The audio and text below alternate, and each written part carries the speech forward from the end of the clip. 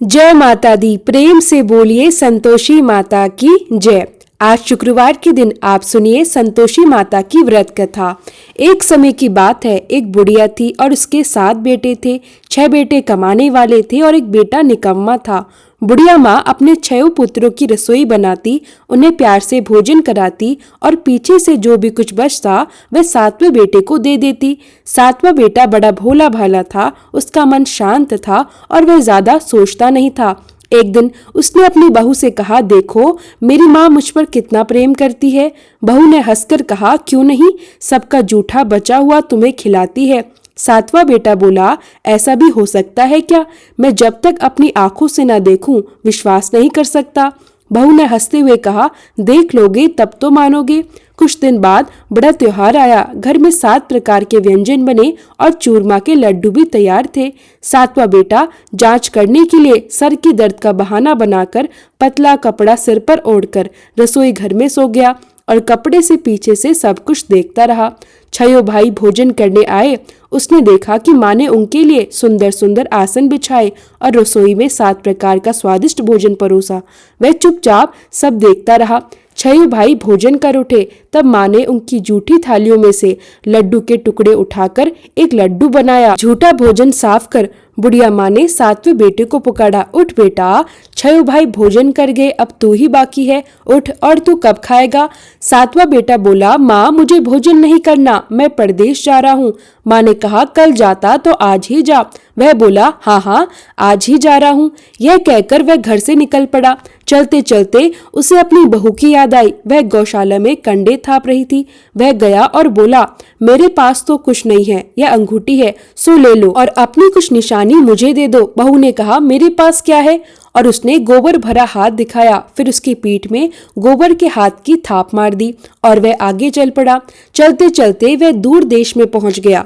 वहां एक साहूकार की दुकान थी। वह गया और बोला, भाई मुझे नौकरी पर रख लो। साहूकार को नौकर की जरूरत थी। उसने कहा, ठीक है, तू नौकरी कर ले। 7वें बेटे ने पूछा, तनख्वाह क्या रहेगी?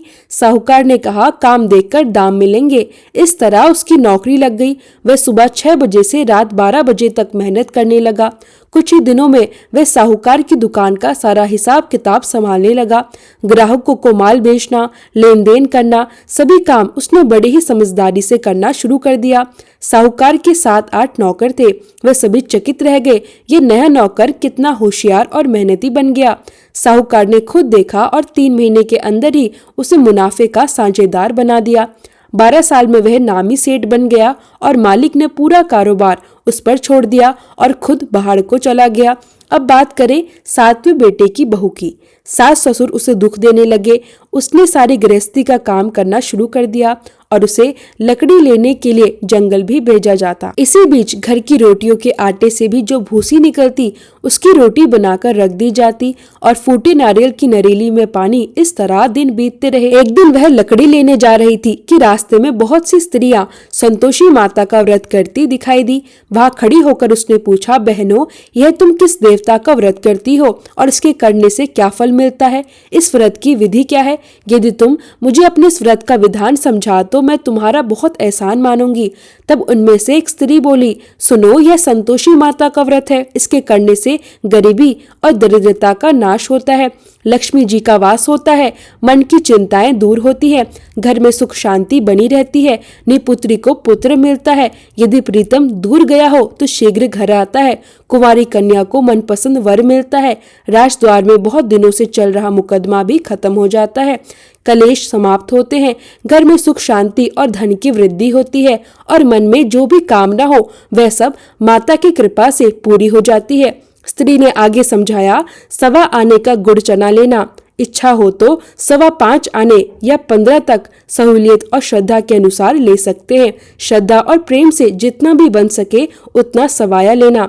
हर शुक्रवार निराहार रहकर कथा सुनना और कथा कहना। अगर बीच में कोई सुनने वाला ना मिले तो घी का दीपक जलाकर उसके आगे जल के पात्र रखकर कथा कहना। नियम कभी भी ना टूटे। जब तक कार्य सिद्ध न हो नियम पालन करते रहना और कार्य सिद्ध होने पर ही व्रत का उद्यापन करना। 3 मास में माता फल पूर्ण करती है। यदि किसी के खोटे ग्रह हो तो भी माता 1 वर्ष में कार्य सिद्ध करती है। कार्य सिद्धि होने पर उद्यापन करना चाहिए, बीच में नहीं। उद्यापन में आटे का खाजा, खीर और चनों का साग बनाना, 8 लड़कों को भोजन कराना, जहाँ तक संभव हो देवर, जेठ, भाई, बंधु, कुटुंब के लड़कों को बुलाना, नहीं मिले तो रिश्तेदार और पड़ोसियों के लड़कों को बुलाना, उन्हें भोजन कराकर दक्षिणा देना और माता का नियम पूरा करना। उस दिन घर में कोई खटाई नहीं बनानी। यह सब सुनकर बुढ़िया की बहू वहां से चल दी। रास्ते में उसने लकड़ी के बोझ को बेच दिया और उन पैसों से गुड़ चना लेकर माता के व्रत की तैयारी करने लगी। आगे चलकर वे सामने मंदिर पहुंची। उसने माता के चरणों में सिर झुकाया और विनती करने लगी, हे माँ, मैं निपट मूर्ख हूँ, व्रत के नियम मुझे नहीं आते, मैं बहुत दुखी हूँ। हे माता, मेरे दुख दूर करो, मैं आपकी शरण में हूँ। वह आगे बढ़कर विधि पूर्वक व्रत की तैयारी करने लगी। उसने सारा सामान सजाया, गुड़ चना तैयार किया, आटे का खाजा बनाया और खीर के लिए घी और दूध रखा। हर छोटी छोटी बात में उसने अपनी श्रद्धा और भक्ति प्रकट की। वह सोच रही थी कि माता के चरणों में यह सब अर्पित कर मैं अपने घर और परिवार की सुख शांति के लिए व्रत पूर्ण करूंगी। सभी नियमों और कथाओं को ध्यान पूर्वक समझकर उसने सोचा कि अब मैं हर शुक्रवार निराहार रहकर कथा सुनूंगी और कहूंगी, नियम टूटने न पाए, इसका विशेष ध्यान रखूंगी। उसने अपने मन में यह निश्चय किया कि कार्य सिद्ध होने पर ही मैं व्रत का उद्यापन करूंगी। माता के नियम का पालन करते हुए उनके आशीर्वाद से ही सब कार्य संपन्न होंगे। जब 3 मास पूरे हो जाएंगे और मेरी मनोकामना पूरी होगी, तभी मैं प्रसन्नचित होकर उद्यापन करूंगी। वह सोच रही थी कि इस व्रत में न केवल मेरे घर में सुख शांति आएगी, बल्कि परिवार के सभी सदस्य भी खुश और सुरक्षित रहेंगे। उसकी श्रद्धा और भक्ति इतनी प्रगाढ़ थी कि उसकी आंखों में आंसू और चेहरे पर एक उज्जवल मुस्कान थी।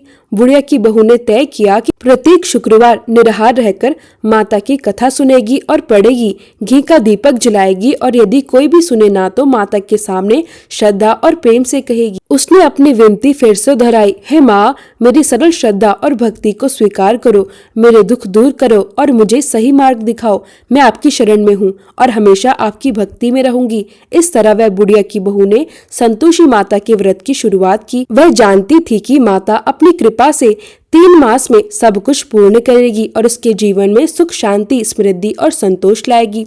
माता को दया आई। शुक्रवार बीता कि दूसरे शुक्रवार को ही इसके पति का पत्र आया और तीसरे को उसका भेजा हुआ पैसा भी आ पहुंचा। यह देखकर जेठानी मुंह सिकोड़ने लगी, इतने दिनों में इतना पैसा आया, इसमें क्या बढ़ाव है। लड़के ताने देने लगे कि काकी के पास अब पत्र आने लगे, रुपए आने लगे, अब तो काकी की खातिर बढ़ जाएगी, अब तो काकी बुलाने से भी नहीं बोलेगी। बेचारी सरलता से यह कहती है कि भैया पत्र आएगा, रुपए आएंगे तो हम सबके लिए अच्छा ही तो है। ऐसा कहकर आंखों में आंसू भरकर संतोषी माता के मंदिर में आकर मातेश्वरी के चरणों में गिरकर रोने लगी। माँ, मैंने तुमसे पैसा नहीं मांगा, मुझे पैसे से क्या काम, मुझे तो अपने सुहाग से काम है, मैं तो अपने स्वामी के दर्शन और सेवा मांगती हूँ। तब माता ने प्रसन्न होकर कहा, जा बेटी, तेरा स्वामी आएगा। यह सुनकर खुशी से वह बावली होकर घर जाकर काम करने लगी। अब संतोषी माँ विचार करने लगी, इस भोली पुत्र से तो मैंने कह दिया कि तेरा पति आएगा, पर आएगा कहाँ से? वह तो इसे स्वप्न में भी याद नहीं करता, इसे याद दिलाने तो मुझे ही जाना पड़ेगा।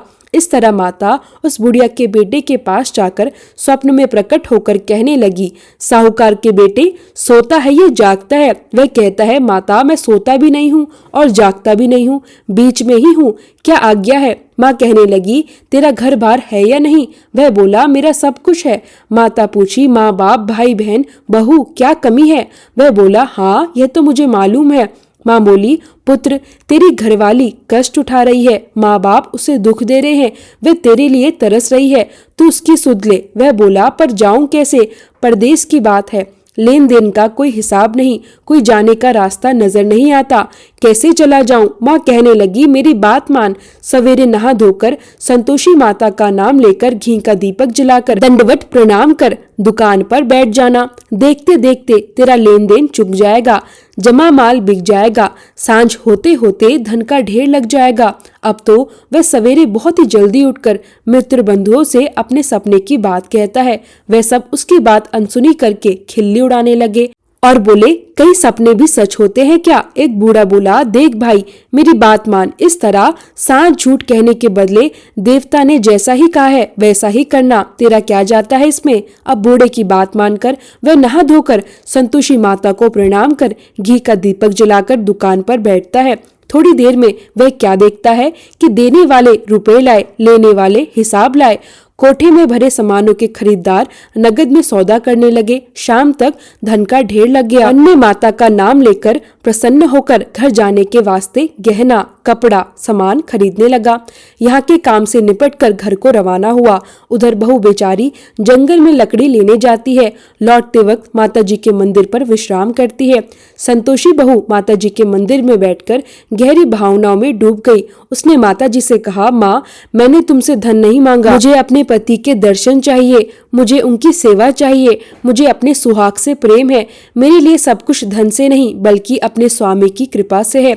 माता प्रसन्न होकर बोली, जा बेटी, तेरा स्वामी जल्द आएगा। मैं देख रही हूँ कि तेरे दिल की सच्चाई और भक्ति कितनी है। संतोषी बहू खुशी से बावली हो गई। उसने घर जाकर अपने कामों को बड़े लग्न और प्रेम से निपटाया। ऐसे ही एक दिन बहू जंगल से लकड़ी लाकर लौट रही थी। उसने माता जी के मंदिर पर विश्राम किया और अपने पति के सुखद समाचार की प्रतीक्षा करते हुए माता का ध्यान किया। वह तो उसका रोज रुकने का स्थान ही था। दूर से धूल उड़ती देख वह माता से पूछती है, हे माता, ये धूल कैसी उड़ी है? माँ मुस्कुराकर कहती है, हे पुत्री, तेरा पति आ रहा है। अब तू ऐसा कर, लकड़ियों के 3 बोझ बना ले। एक नदी के किनारे रख, दूसरा मेरे मंदिर पर और तीसरा अपने सिर पर रख। तेरे पति को लकड़ी का गट्ठा देखकर मोह होगा, वह वहीं रुक जाएगा। तू लकड़ी का बोझ उठाकर जाना और बीच चौक में गट्ठा लगाकर 3 आवाजें जोर से लगाना। लो सासू जी, लकड़ियों का गट्ठा लाई हूँ, भूसी की रोटी दो, नारियल के खोपड़े में पानी दो, आज कौन मेहमान आया है? माँ की ये बात सुनकर वह बहुत प्रसन्न हुई और बोली, अच्छा माता जी, और लकड़ियों के 3 गट्ठे लेकर चले गई। एक बोझ नदी के तट पर रखा, एक माता के मंदिर पर रखा और तीसरा अपने सिर पर। इतने में ही वह मुसाफिर आ पहुंचा। सूखी लकड़ी देखकर उसकी इच्छा हुई कि अब यहीं रुकूं। उसने भोजन बनाकर खाया, पानी पिया और फिर गांव जाने के लिए निकल पड़ा। उसी समय बहू सिर पर लकड़ी का गट्ठा लिए आती है।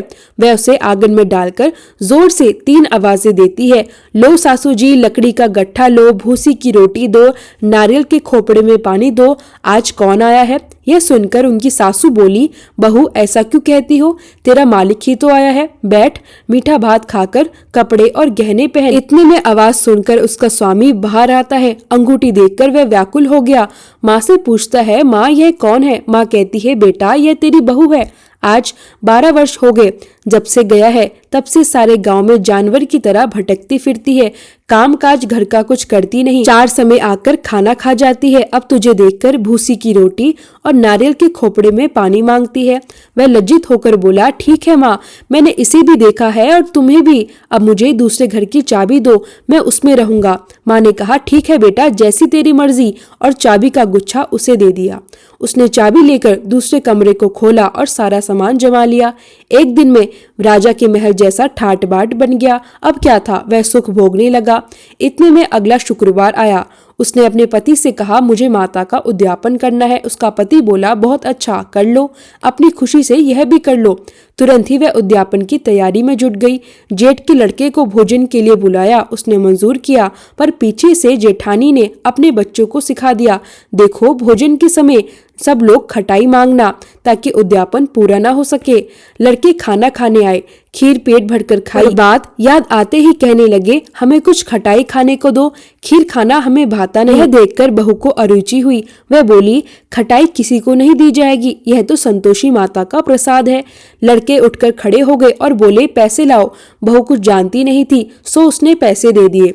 लड़के उसी समय उठकर इमली लेकर खाने लगे। यह देखकर बहू पर माता ने कोप किया। राजा के दूत उसके पति को पकड़कर ले गए। जेठ और जेठानी मनमाने खोटे वचन कहने लगे। लूट लूट कर धन इकट्ठा किया था, सो राजा के दूत उसे पकड़कर ले गए। अब सब मालूम हो जाएगा जब जेल की रोटी खाएगा। बहू से ये वचन सहन नहीं नहीं हुआ। रोती रोती माता के मंदिर में गई और बोली, हे माता, आपने यह क्या किया? हंसाकर क्यों रुलाती हो? माता बोली, पुत्री, तूने उद्यापन करके मेरा व्रत भंग किया, इतनी जल्दी सब बातें भूल गई? वह कहने लगी, माँ, मैं भूली तो नहीं हूँ, ना कुछ अपराध किया है, मुझे तो लड़कों ने भूल में डाल दिया, मैंने भूल से उन्हें पैसे दे दिए, मुझे क्षमा करो माँ। माँ बोली, ऐसा भी कहीं भूल होती है क्या? वह बोली, माँ, मुझे माफ कर दो, मैं फिर तुम्हारा उद्यापन करूंगी। माँ बोली, अब भूल मत करना। वह बोली, अब भूल नहीं होगी माता, अब बताओ वे कैसे आएंगे? माँ बोली, जा पुत्री, तेरा मालिक तुझे रास्ते में ही आता मिलेगा। वह निकली, रास्ते में पति आता मिला। उसने पूछा, तुम कहाँ गए थे? वह कहने लगा, इतना धन जो कमाया है उसका टैक्स राजा ने मांगा था, वह भरने गया था। वह प्रसन्न होकर बोली, अच्छा हुआ, अब घर चलो। कुछ दिन बाद फिर शुक्रवार आया तो वह बोली, मुझे माता का उद्यापन करना है। पति ने कहा, कर लो। वह फिर जेठ के लड़कों से भोजन को कहने लगी तो जेठानी ने एक दो बातें सुनाई और लड़के सिखा दिए कि तुम पहले ही खटाई मांग लेना। लड़के कहने लगे, हमें खीर खाना नहीं भाता, कुछ खटाई खाने को दो। तो बहू बोली, खटाई खाने को नहीं मिलेगी, खाना हो तो खाओ। यह कहकर ब्राह्मणों के लड़के लाकर भोजन कराने लगी। यथाशक्ति दक्षिणा की जगह एक एक फल उन्हें दिया। इससे संतोषी माता प्रसन्न हुई। माता की कृपा से 9वें मास उसको चंद्रमा के समान सुंदर पुत्र प्राप्त हुआ। वह पुत्र को लेकर प्रतिदिन माता जी के मंदिर को जाने लगी। माँ ने सोचा, यह रोज यहाँ आती है, आज क्यों नहीं मैं इसके घर चलूं, इसका आसरा देखूं तो सही। यह विचार कर माता ने भयानक रूप अपनाया। माता का रूप था गुड़ और चने से सना मुख, ऊपर से सूंड के समान होठ, उस पर मक्खियां भिनभिना रही थी। दहलीज में पैर रखते ही उसकी सास चिल्लाई, देखो कोई चुड़ैल डाकिनी चली आ रही है, लड़कों इसे भगाओ नहीं तो किसी को खा जाएगी। लड़के डरने लगे, चिल्लाकर खिड़की बंद करने लगे। बहू रोशनदान में से सब देख रही थी। प्रसन्नता से पगली होकर चिल्लाने लगी, आज मेरी माता मेरे घर आई है। यह कहकर बच्चों को दूध पिलाने से हट जाती है। इतने में सास का क्रोध फूट पड़ा। वह बोली, इसे देखकर कैसे उतावली हुई जो बच्चे को ही पटक दिया। इतने में माँ के प्रताप से जहाँ देखो वहाँ लड़के ही लड़के नजर आने लगे। बहू बोली, माँ जी, मैं जिनका व्रत करती हूँ यह वही संतोषी माता है। इतना कहकर झट से सारे घर के किवाड़ खोल दिए। सबने माता के चरण पकड़ लिए और विनती कर कहने लगे, हे माता, हम मूर्ख हैं, हम अज्ञानी हैं, तुम्हारे व्रत की विधि हम नहीं जानते, तुम्हारा व्रत भंग करके हमने बहुत बड़ा अपराध किया है। हे माता, बहू को जैसा फल दिया वैसा सबको देना। जो भी यह कथा पढ़ेगा या सुनेगा उसके सभी मनोरथ पूर्ण होंगे।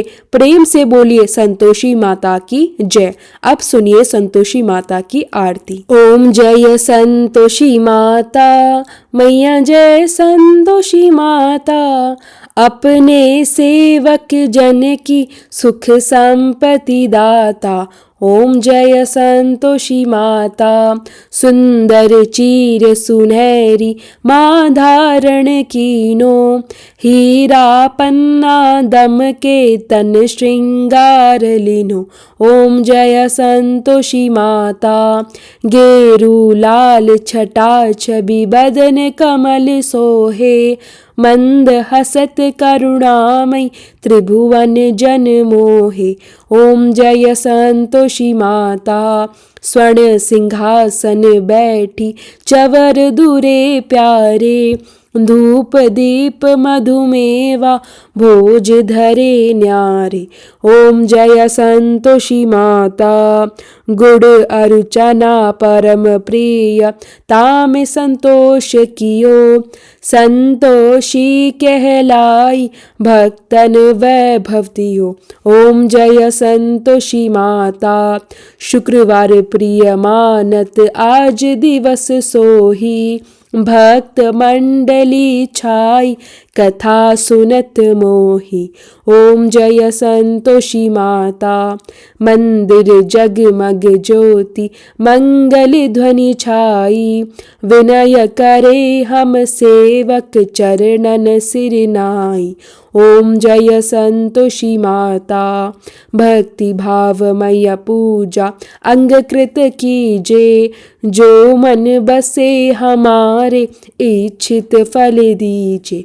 ओम जय संतोषी माता, दुखी दारिद्री रोगी संकट मुक्त किए, बहु धन्य धान्य भरे घर सुख सौभाग्य दिए। ओम जय संतोषी माता, ध्यान धरे जो तेरा वांछित फल पायो। पूजा कथा श्रवण कर घर आनंद आयो। ओम जय संतोषी माता, चरण गहे की लज्जा रखियो जगदम्बे। संकट तू ही निवारे दयामयी अम्बे। ओम जय संतोषी माता, संतोषी माता की आरती जो कोई जन गावे। रिद्धि सिद्धि सुख संपत्ति जी भर के पावे। ओम जय संतोषी माता, मैया जय संतोषी माता।